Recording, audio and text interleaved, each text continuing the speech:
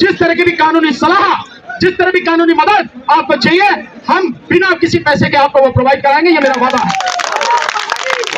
अगर किसी को पकड़ लिया तो 7 लाख रुपए जुर्माने की जो बात आई, उस 7 लाख के जुर्माने में जो ड्राइवर है वो तो दे ही नहीं सकेगा, और उसे बंद कर दिया, उसका परिवार भी बर्बाद हो जाएगा। साथ में जिनकी जो वाहन है, जो ट्रक है, बस है, निश्चित रूप से वो आदमी भी 7 लाख रुपए जुर्माने नहीं दे सकेगा। तबके लगातार सड़क पर हैं, चाहे वो बेरोजगार युवा हो, चाहे वो किसान हो, चाहे आंगनवाड़ी महिलाएं हो, चाहे फौजी हो, जिस तरफ देखो अलग अलग तरीके से सभी लोग सड़क पर हैं और सबकी पिटाई हो रही है। मैं ये शब्द इस्तेमाल करूंगा, शायद सही रहेगा, आम जनता को समझ में आ जाएगा।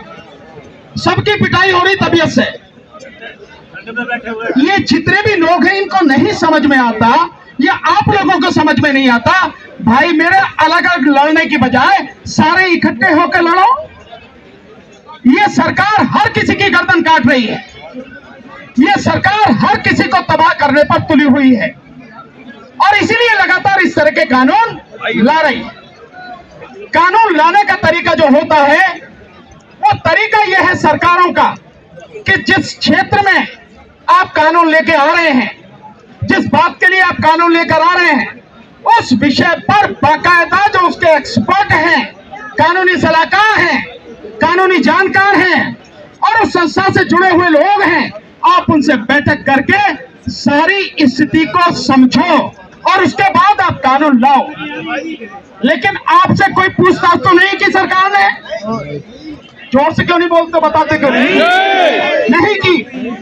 आपके जो ट्रक मालिक है उनसे भी कोई पूछताछ नहीं की, आपके जो संगठन है उनसे भी कोई पूछताछ नहीं की। इनके जो कानूनी सलाहकार है उनकी कितनी अकल है मेरी समझ में नहीं आता। लेकिन जब कानून वो बना रहे हैं तो कानून से आगे सुधार होना चाहिए उस दिक्कत की वजह से जिसकी वजह से बना रहे हैं। लेकिन मैं थोड़ा सा पीछे लेके जाता हूं। जब इन्होंने जुर्माने बढ़ाए थे, चालान के 1000 के 10,000 किए, 2000 के 8000 किए, क्या उस कानून के बाद में कोई सुधार हुआ? नहीं हुआ। बल्कि जो दुर्घटनाएं हैं, वो दुर्घटनाएं जो पीछे होती थी वो दुर्घटनाएं लगातार और बढ़ गई। इसका मतलब यह है कि अब जब आप कानून बना रहे हैं तो पीछे का आप डाटा देखो, पीछे की सारी स्थिति का आकलन करो कि उससे सुधार हुआ या नहीं हुआ। जब नहीं हुआ तो आपको यह समझने की जरूरत है कि इसमें कमी कहां है, दिक्कत क्या है, ये सारी पूछ के समझ के आप कानून बनाओ। लेकिन ये कानून इस तरह से नहीं बनाया गया। कानून बनाने के लिए वैसे भी जो आपराधिक कानून है, क्रिमिनल लॉ है, हिट एंड रन वाला जो कानून है ये क्रिमिनल लॉ है। क्रिमिनल लॉ के लिए जब आप कोई भी अमेंडमेंट कर रहे हैं, कानून बना रहे हैं, उसके लिए एक बहुत ही अच्छा एक आधार बनाया गया है और वो है कि चाहे 100 के 100 गुनहगार छूट जाएं, लेकिन किसी भी बेगुनाह को सजा नहीं होनी चाहिए। इसके अलावा जब तक सिद्ध ना हो जाए तब तक हर व्यक्ति निर्दोष है। लेकिन इस कानून के बनने के बाद क्या होगा? इस कानून के बनने के बाद होगा कि पुलिस को खुली छूट मिल जाएगी, आरटीओ को खुली छूट मिल जाएगी कि आपको जब चाहे, जहां चाहे, जैसे चाहे, जितना चाहे आपका शोषण कर सके। 7 लाख रुपए जुर्माना है ना? अगर किसी को पकड़ लिया तो 7 लाख रुपए जुर्माने की जो बात आई, उस 7 लाख के जुर्माने में जो ड्राइवर है वो तो दे ही नहीं सकेगा और उसे बंद कर दिया, उसका परिवार भी बर्बाद हो जाएगा। साथ में जिनकी जो वाहन है, जो ट्रक है, बस है, निश्चित रूप से वो आदमी भी 7 लाख रुपए जुर्माने नहीं दे सकेगा। जिसका मतलब कि सरकार को ये कानून लाने से पहले 100 बार सोचना चाहिए था। आज जो बात हो रही है कि आपकी तरफ से समझौते की बात की गई है, मैं समझता हूं हमेशा जो लड़ने वाले लोग हैं, जो दुखी लोग हैं, उनकी पीठ में छुरा भोंका जाता है। अपनी एक यूनियन बनाओ, अपनी एक एग्जीक्यूटिव बॉडी बनाओ ड्राइवरों की, उनमें से जो अच्छे समझदार लोग हैं उनको लीड करने के लिए आगे लाओ। और जब तक वो आपके सामने सरकार से बात करें, और बात सरकार से कुछ नहीं करनी, बहुत सीधी सी बात है, भैया कानून वापस ले लो, हमें तो बात करने की जरूरत नहीं है। जैसे कृषि कानून वापस लिए, कोई लिखित में समझौता नहीं, आप जानते हो मोदी और अमित शाह को यूटर्न मारने में इनका कोई दूसरा मतलब इनका मुकाबला नहीं कर सकता। आप तो लिख के भी दे देंगे तो क्या कर लोगे आप? यूटर्न कर जाएं, क्या फर्क पड़ता है उन पे? मौखिक की तो कोई बात ही नहीं है, मुंह जबानी की कोई बात ही नहीं है।